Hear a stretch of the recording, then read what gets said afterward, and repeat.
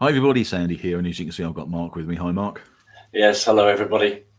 We've got a very interesting one today. We're going to be talking about furnished holiday lettings and rent a room and other sort of service accommodation processes and the tax implications of those. Yeah, And this is something which there's a lot of people doing these sort of things nowadays. absolutely.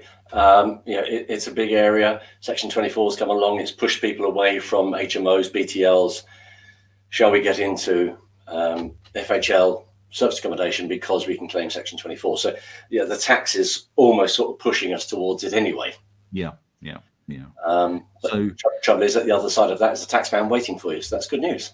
Yeah, and the reason why we like doing these sort of things is purely because we've got a big audience now. There's over 8,500 people in PIN community, and many of them are either doing service accommodation type product or looking to do it as an option for the sort of things that they can do. I mean, there's so many different things you can do in the property industry, but service and accommodation has sort of really started to peak. It's had its problems.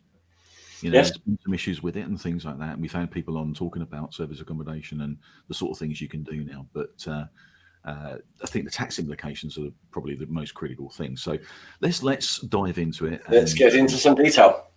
Okay, so hello everyone. Renting out personally owned FHL. So if you remember, this is the second of a series of 4 broadcasts that we're doing, or presentations we're doing. We've had the introductory one. You do need to see that to put all the rest of these into context, if you can, please. So here we're looking at personally owned FHLs, furnished holiday lettings. We're not looking at the rent to SA. That will be, I think, number 4 in the sequence. Yeah. So today we're talking about rent a room and furnished holiday lettings. Let's crack on. There's quite a lot to get through. This is my usual starting point. Who are we? Hopefully you've seen all this before. You've seen our broadcast before. You've got our contact details there. Feel free to use them if you want to speak to us. The important slide, I always say it's the important slide. I am not providing you with professional advice. You need to take advice on your situation. And in reality, look at this presentation now on the basis that what I'm trying to do here is tell you the questions.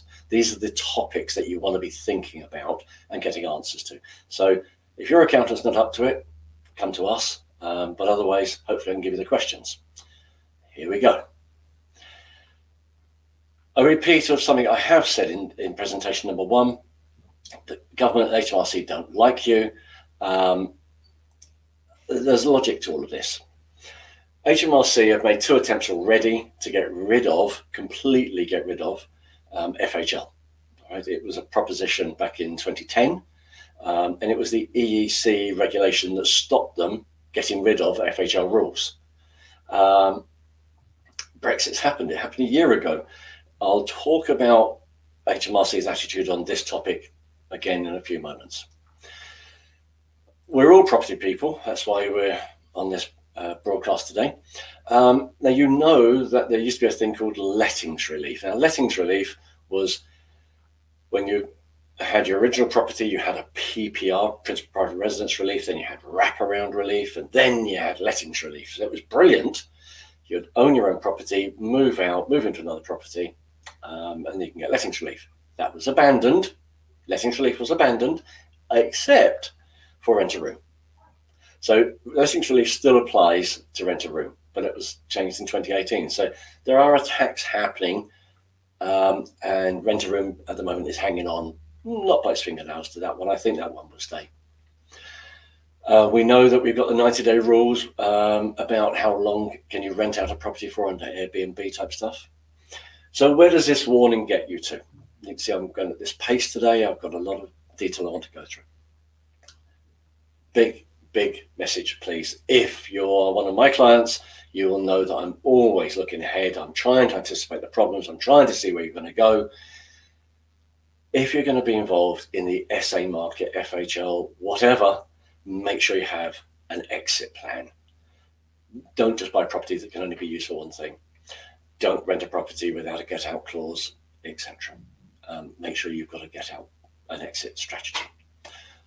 So I've decided to number the slides. You'll see in the top right-hand side there, I'm numbering the slides. The benefit of that is that if anyone does communicate with me, you can refer to this presentation and say, on your slide, which you numbered, because I've had some emails and it was very difficult to understand what someone's talking about, so I'm numbering the slides.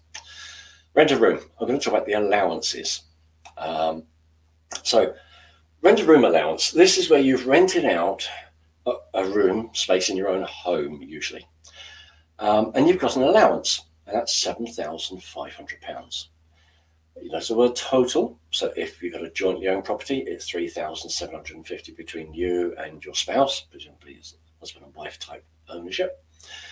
And if your income is below that, you don't even need to register for self-assessment because of this income. Now, you probably need to register because of other income that you have, but for this, if this is your only form of income, and if it is, I'm quite surprised you're on this broadcast, but never mind, you don't need to register.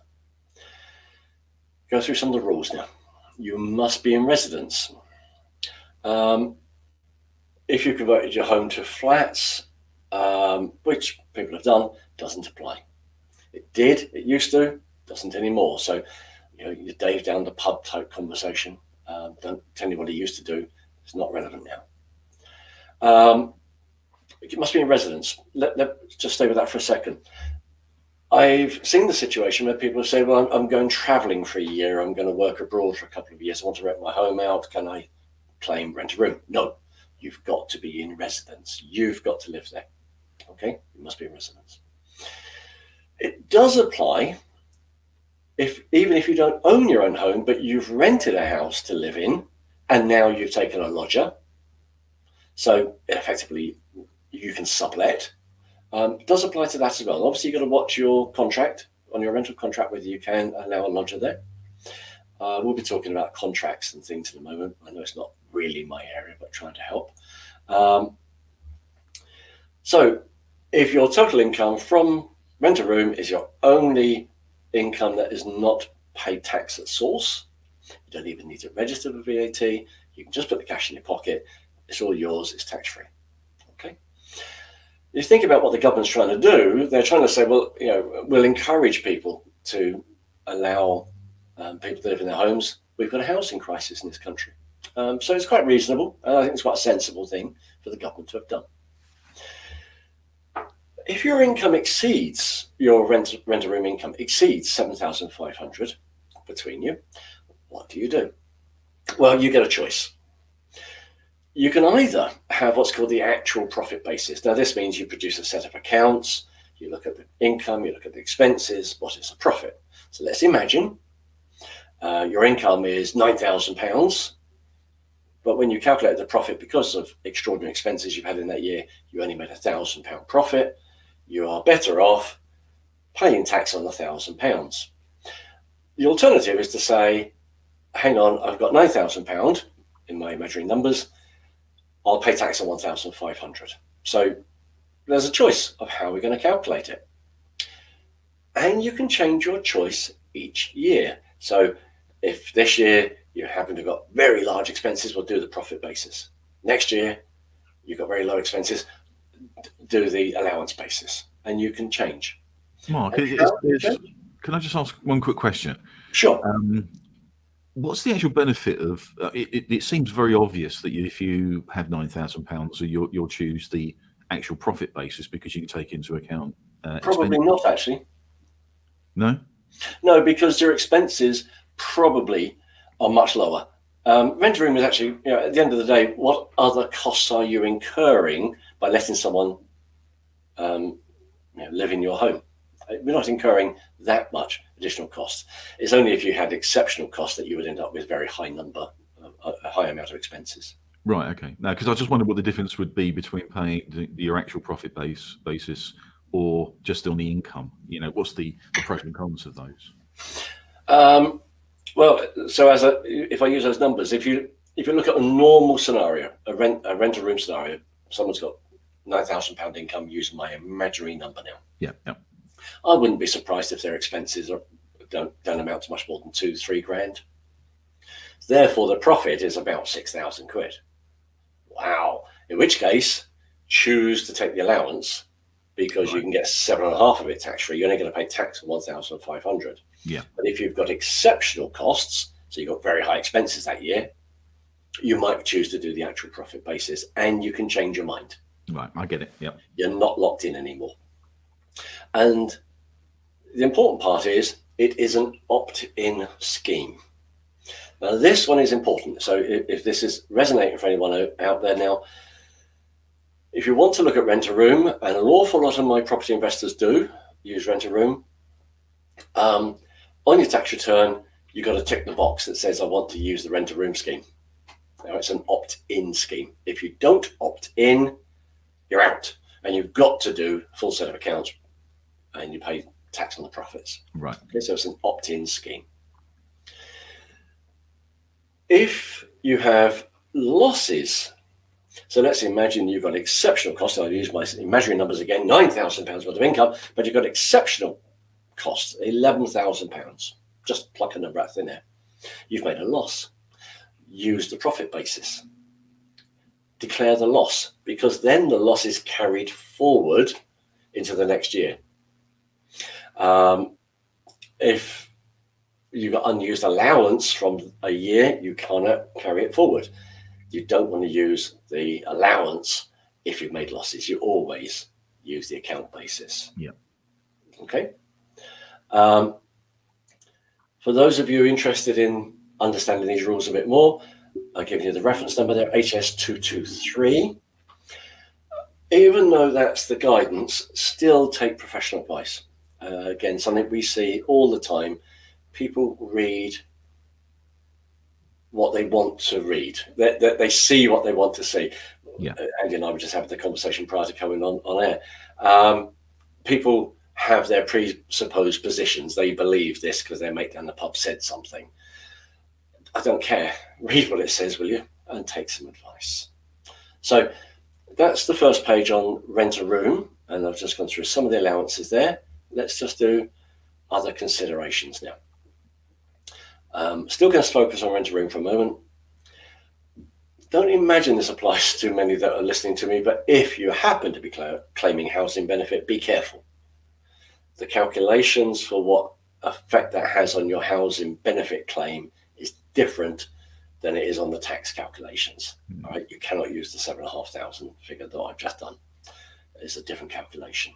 Don't imagine it's going to be very important to people listening, so I'm not going to go into detail other than to say, heads up, here's a question, think about it. Going to step outside my comfort zone of tax. I'll now talk about law. Make sure you have a written agreement, especially if the lodger is an excluded occupier. Now, what that means is not only do they sleep, they've got a room that they sleep in, but they eat with you, they sit in the lounge with you and watch TV. They're sharing your facilities. That is an excluded occupier. So we want to define them properly as an excluded occupier. If, however, they're not an excluded occupier, they're not sharing facilities with you, you still must get an agreement in place. And that agreement will either be that this person has the right of the use of the property for a fixed term or periodic. And you've got to be careful now with periodic, because that now gives them the right of occupation, and you might need court orders to get them out. And everyone's now crossing themselves because we all know that we can't get court orders now, and we haven't been able to for most of the year. So watch for your agreements, people. Get back to tax for a moment. I'm now going to do a CGT. Hopefully this speed is still okay with everyone.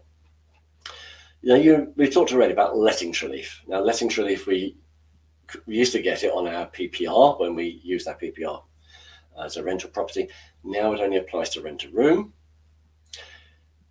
If you've used your home for rent-a-room for a lodger, it is subject to CGT. All right, it is subject to CGT. Don't want you in a panic mode now that all of a sudden you're going to be paying tax on your home, because you've still got PPR relief. We've got a pro rata space off, but now we've got lettings relief. And lettings relief is almost certainly what every CGT return I've had to deal with for this. No one's paid tax, but it is conceivable that it could happen, so need to check. But and it only applies if you've got one lodger, by the way. You've got two lodgers, different rules. So be careful now, because two lodgers are now starting to look like a guest house. Okay, so one lodger. Replacement relief. To say, well, my lodger uses the fridge as well as me, therefore I want to get tax relief on my fridge. No, you can't. Replacement relief is excluded. But of course, you can claim your expenses on the actual profit basis. That's what I'm going to do on rent a room. I've done that really quickly. I'm going to focus more attention actually on the FHL side. But before I move off, I'm going to deal with this thing called property allowance. I see an awful lot of this on social media. Again, including today, I've seen it, and it's wrong what people are saying. Please don't just believe what's on social media. Go and talk to the experts, will you please? Okay, so there is a £1,000 property allowance. Now this one isn't halved with your spouse. Actually, if you own a property jointly, you each get £1,000. So it's the other way around. The 7,500 was halved. This one is each. But you can't combine it with rent a room. Where it's useful, let's imagine that you've rented out your driveway so people can park, during the working hours, etc., etc. Rent out a garage for storage, whatever. You get £1,000 allowance for that, and you can claim that as well as the rent a room, but you can't claim it on the rent a room. You cannot have double bubble there. Yeah. Okay with that? So property allowance does apply. Where it doesn't apply is if you've got a property company. And think about this. And again, we've all seen it on social media. If I quickly say that I'm doing this or that, and I'll take it out of my company and I'll do it in my name, can I claim the allowance? You know that there are some really very avaricious, tax hungry people, and I understand the objective of being efficient, but not dangerously so, please. If you're a property company, you cannot claim the property allowance. Okay, you're outside of the rules. So there's rent a room and the property allowance.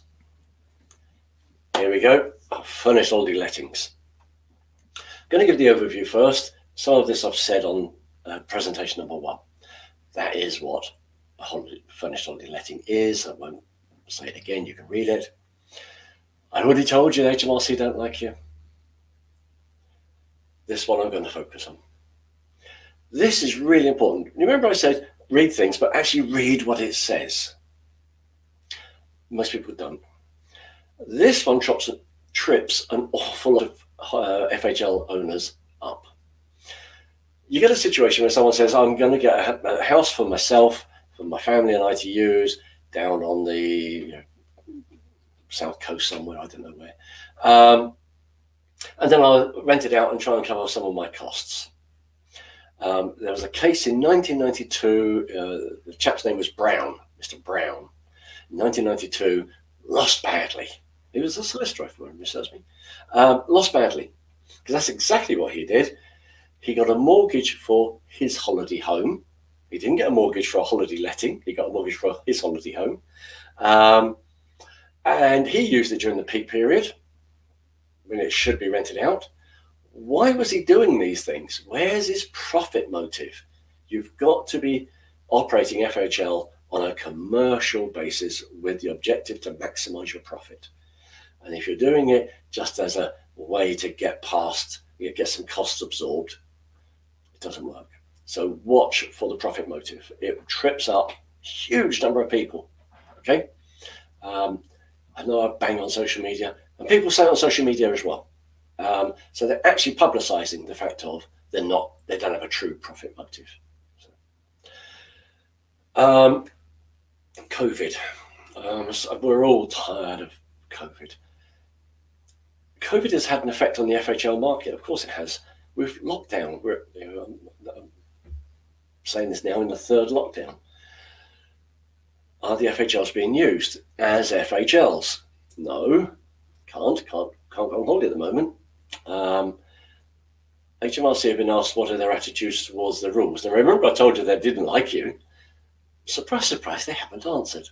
They haven't answered me or institutes or associations or anyone. There's lots of people asking.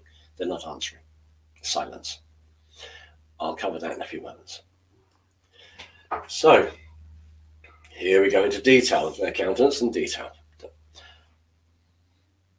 They tightened the rules in 2011 and they introduced stricter occupancy and availability rules. Now, whilst they are stricter, it is actually quite good to have defined rules, because provided you've read them and read actually what it says, not what you hope it says, and haven't tried to misinterpret, you can follow the rules. So let's go through them.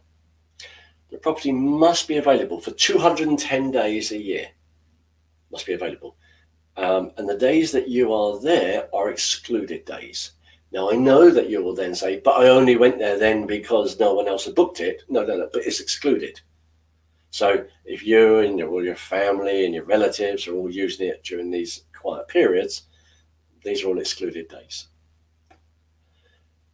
Not only must it be available, but it must be used for FHL purposes for 105 days in the year. But you have to exclude periods when it was let to friends and family at reduced rate. Again, the mates rate. Off-season cheaper lettings is fine. Remember, if you've listened to my presentation before, I always tell you, get the evidence now. So put the bullets in the cupboard ready, just in case there's an attack and someone like me needs to protect you. I need evidence. I need paperwork. So therefore, let's imagine you've got your FHL by the seaside somewhere.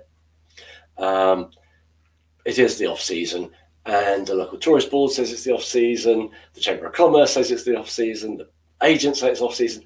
Good. Print out where it says that on their website, will you? Just pop it in the cupboard, just so that we can say, look, everybody knows, it's demonstrable. It's not a case of arguing whether it's off-season or not. If you happen to have your FHL in central London, please don't try and tell me that you've got off-season, because when is your off-season? London is occupied all the time. London is the same with all of our cities. So if someone is staying longer than 31 days, 31 is fine, 31 plus, not fine. Quick stop on that one. You'll notice that accountants will say to you sometimes 28 days for different rules. When you get to presentation number 4, I'll be talking about 28 days. This one is 31. That's deliberate. The rules are different. If someone's staying in your FHL and they become sick, let's imagine they get COVID and they've been told to isolate, you cannot move, you cannot do anything, and you have to stay there. Fine. It's an exceptional reason. They've been told to isolate for 10 days. Okay, and it happened on the 30th day. Good. 40 days is fine, because there's an exceptional reason. Where's the evidence? Where were they on the 41st day? Did they leave? Did they try and extend the holiday? Not acceptable now. So watch for these stays longer than 31 days. Please be careful with that. If the period when stays are longer than 31 days, total in a year, 155. That's not one person staying 155, the summation of all of the stays of exceeding 31 days. Total 155. You're outside FHL. Don't argue, you're outside. Okay? The rule's fairly simple. Clearly written down. What happens if you fail? Well, there's 2 get-out clauses. Get-out clause number 1 is the averaging process. So let's imagine one of your properties hasn't been used for 105 days, it's been used for 90. Damn. But you've got 3 other properties, all of which have been used for 130 days. You add up all 4, divide by 4, and the answer is more than 105. Well done. The averaging process saved you. All 4 properties are FHL. Okay, so the averaging process. Very good. And then there is this period of grace. Now, you can only have 2 of these, okay? So you've been operating your FHLs for a while. Something's gone wrong, COVID perhaps, and you failed. You failed to meet the rules. It wasn't available because you closed the property. People weren't staying there for 105 days. You can have a period of grace. All right, so that's good. So let's have a look at the COVID effect. I've already talked about the people that are staying there for more than 155 days. What if you've been using your FHLs for critical workers, hospital workers, whatever, critical workers, and it totals more than 155 days. Right? Now you've been doing something good for the country. Thank you. The critical worker needed to work and they need to isolate, etc. Just reading about the nurse that's lived in a caravan for 10 months on her own drive to protect her mother. What's HMRC's attitude going to be to this? Remember, if it's more than 155, we're outside of FHL. Period of grace. That's really good. But it only applies from the second year onwards. What if you created your FHLs in 2020 and COVID has happened and you weren't available for 210 days because you were closed, you couldn't rent it out, you can't use averaging because you've only got one, and HMRC are not answering us. We don't know what the answer is. We're hoping that by the time we get to April 21, and hopefully things are starting to move behind us a little bit with COVID, we'll start to get some response from HMRC about some of these rules. So there I've given you the rules in some detail, and I've given you some of the get-outs, the 2 get-outs, but also the risks. Watch for the risks. Remember, I'm trying to give you the questions, show you where the answers might lie. Let's move on. What about your capital taxes? I'm going to rate. I'm on 26 minutes so far, and I'm doing well. If you've listened to broadcast number 1, I constantly talk about, is it an investment or is it a trade? It is really important and confusing. I'd like to stop on that word confusing for a minute. I get people emailing me, Mark, you're a property expert. My accountant's patently confused because he says in one hand it's an investment, in one hand it's a trade. It's not him being confused, folks. The law's confusing, and I'm going to show you how the law is confusing. But the distinction of investment or trade is very important. Think of a trade as being that you've got to put more effort in, right? An investment is, here's the keys for BTL, pay your rent, see you in 6 months. For an FHL, if you're on that basis of, here's the keys, see you in a week's time, I'll send the cleaners in, clean it up, ready for the next one on turnaround day. If that's what you're doing, is it an investment or is it a trade? So there's the distinction. It's the effort. Okay. There is this thing called business rollover relief. Now, what this amounts to is that let's imagine that you're operating an engineering business and you dispose of it and you want to buy another engineering business. So you want to roll the gain you've made in the first business and you roll it into the second one, because effectively all you've done is you haven't really pocketed a gain, you've just moved on into a new investment, a new business. Well, that requires you to be trading. So therefore, does it apply to FHL?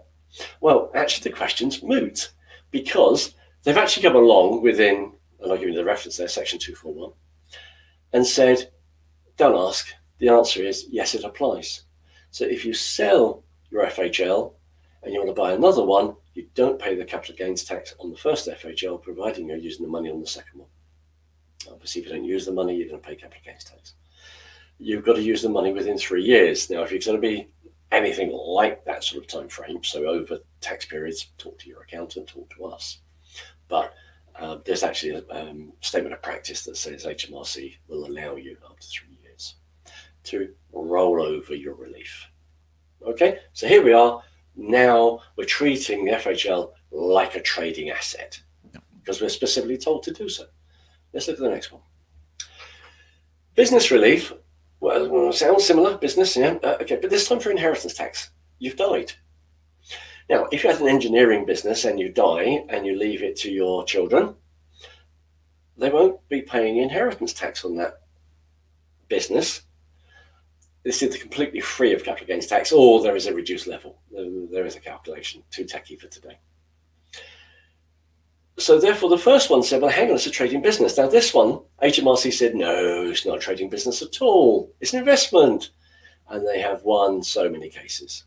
The big one that they won was Paulson. You can see that I've put the names on the slide for those of you playing back. The big one that they won, it was really seminal, Paulson. They won that one. And it was a slam dunk, gotcha. And they've won so many. The other two I've given you there, one is for a stables riding school, but the principles are the same. And Graham was actually FHL, but for this one, they were putting in a huge amount of effort. They were putting in, that they were cleaning the swimming pools, they were providing food, cooking, all sorts of things. Huge amount of work. And actually, what the judge said was, well, give me a schedule. And they had to produce a schedule to say, well, this is much time I spend looking after the physical asset of the property. This is where I have to do maintenance. This is where I have to do cleaning. This is where I have to do these things. This is physical work. And this is the time I'm spending looking after my guests. And lo and behold, the time looking after his guests, slightly bigger than the time looking after the property. And the judge said, yeah, okay, I accept it's a business, it's a trade. Quite good, because again, it's going back to the law and records and detail that people like me get terribly excited about, which is, give me the detail, folks. Let's keep some records. Let's actually record what we're doing and the effort we're putting in. So Graham was one. It hasn't counteracted Paulson. Paulson is still the case that's probably going to trip almost all of us up if we're trying to do relief for inheritance tax. Okay. Now we get to another one. Business asset disposal relief. Now, okay, most of you would have heard of entrepreneurs relief. Well, this is the new version of entrepreneurs relief when they changed it. It's now called BAD, business asset disposal. BAD. Don't know why it's bad, but anyway, it's good. We can see now from the first two I've just dealt with, one says yes, it's trade, one says no, it isn't. So whereabouts are HMRC sitting with this one? Well, at the moment, they're sitting on the basis of yes, it's allowable.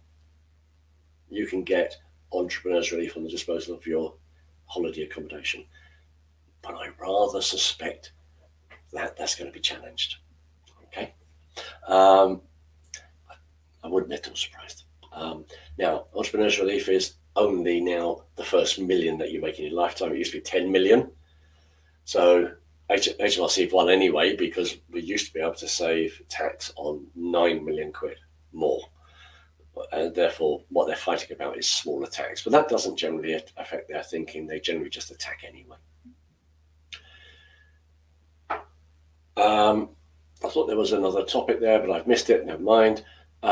So hitting this still with just slightly off my 30 minutes. But anyway, I'm going to do now my final topic, which is capital allowances. Capital allowances.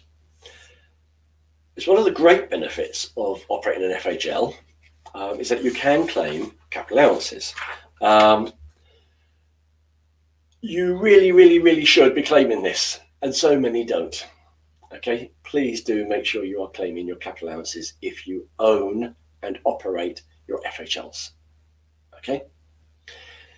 The normal rules for writing down allowance, annual investment allowance, etc., all apply. Right.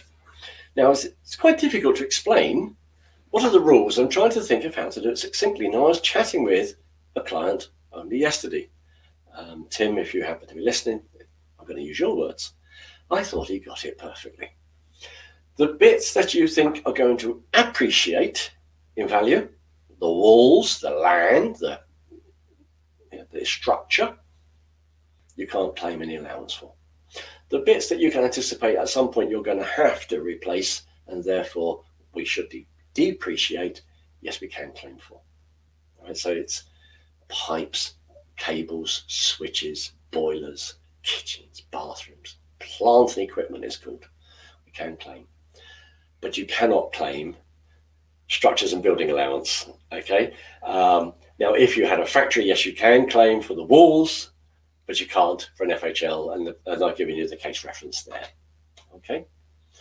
I was going to say this last bit right to the end because it's slightly controversial and a bit long, so bear with me. I'm going to try to cover this one.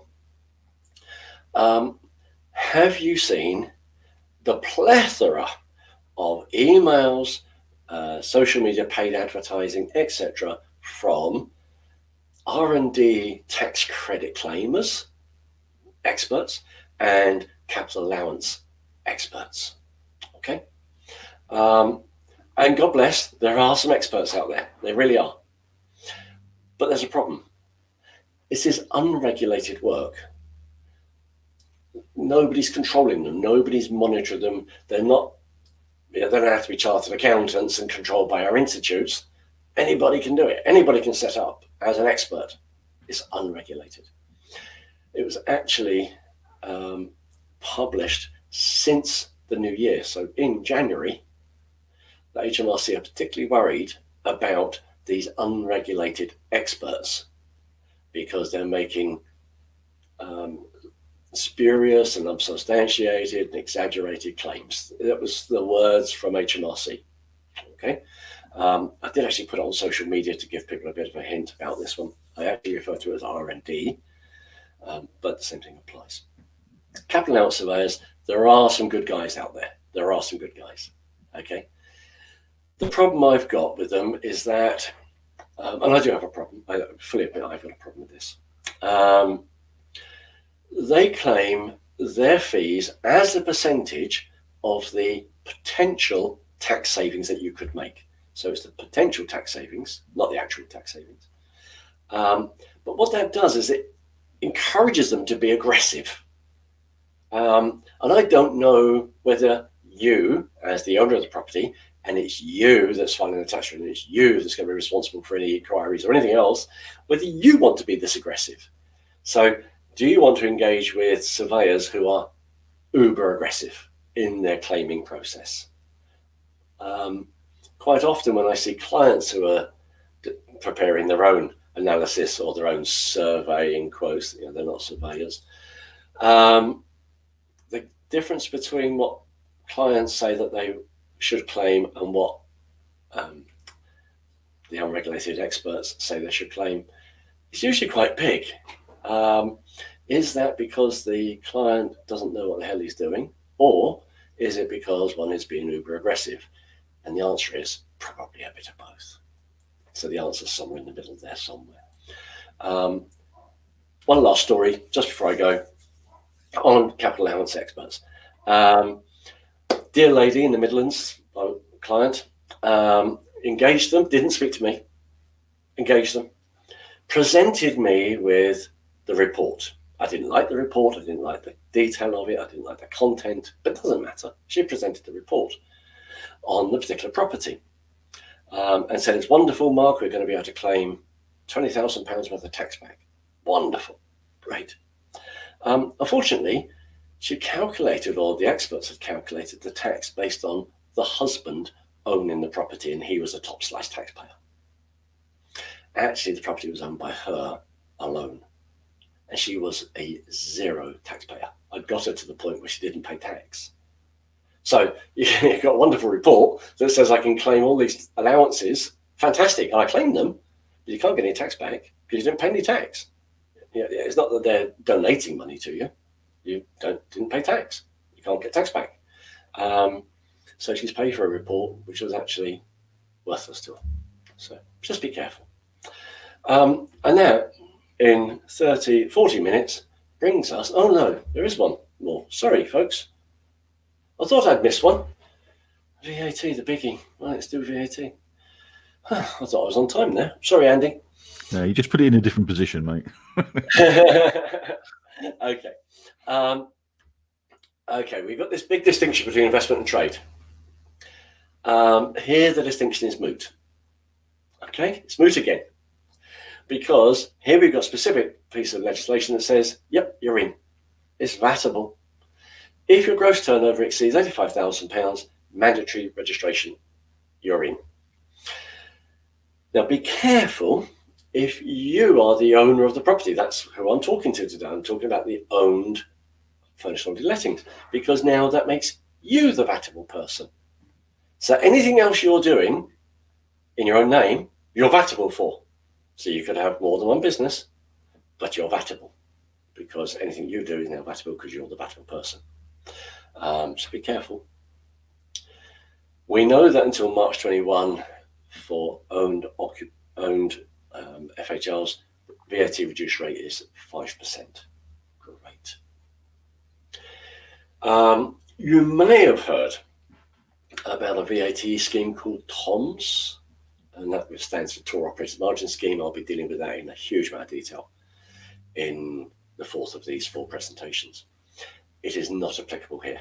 It is not applicable because TOMS does not apply where you use your own property, which is what the whole point of this presentation is about. So TOMS does not apply.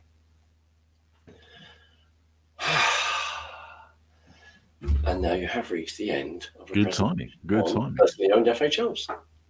That's fantastic. Thanks very much, Mark. Now, a couple of things that I wanted to pull up. What I'll do is I'll take the presentation down and bring us back together here. There's a couple of things that I wanted to sort of just reiterate a little bit. Thing when you first started talking about agreements, I know a lot of people don't do agreements. It seems like it's a bit of a disease sometimes that people do things and they don't put agreements in place. I know that your advice is always do agreements. Yep. And so I just really want to reiterate that side of it because I know people don't do it, and it's really vital that you do these things. Yep. Well, you're in that situation. Let's imagine that you've done a rent a room, because that's where I was talking about it particularly. Yeah. So in there, and you've said, yes, you can come and stay here in my property for 2 months. Great. You've just done a fixed term contract, but you did it verbally. End of 2 months, you say, well, my 2 months is up now. I'm trying to sell the house. I'm trying to move abroad, or whatever it is you're trying to do. And the lodger says, well, I'm not moving. I've got right of tenancy now. I'm on an indefinite contract. No, you're not. You're on fixed term. No, I'm not on an indefinite. Who do you think the judge is going to believe?